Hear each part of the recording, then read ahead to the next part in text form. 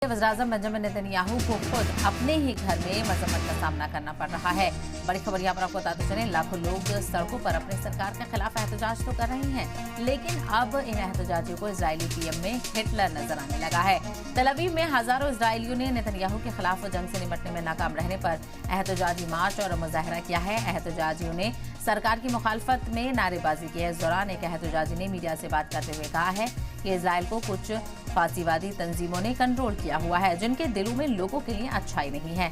उन्होंने कहा है कि उन्हें गुमराह किया जा रहा है और एक कभी ना खत्म होने वाली जंग में ढकेला जा रहा है।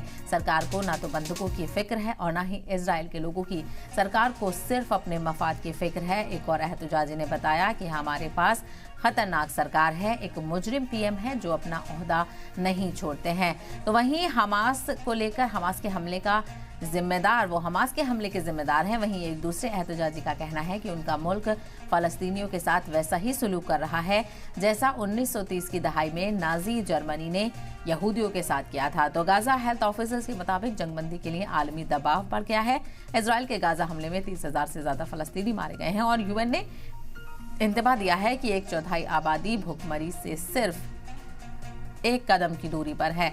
इजराइल के मुताबिक उन्होंने हमास के हमले के खिलाफ में जवाबी हमला किया, जिससे उनके भी 12 से ज्यादा लोग मारे गए हैं।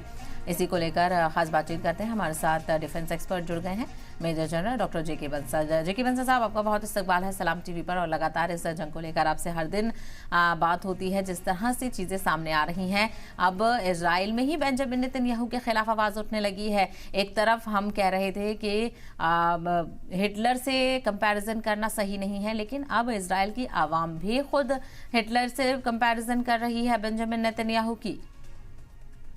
बिल्कुल, आपने ठीक कहा। जो बहुत आवाज उठ रही है और उनके देश के अंदर से उठ रही है और ये बहुत गलत हुआ है, जिसको सबने माना है। जो 112 लोग मारे गए हैं, तो उसमें ये कहा जा रहा है कि जो आईडीएफ है वो अनकंट्रोल्ड है और उनको वहां पर गोली चलाने को अधिकार नहीं था।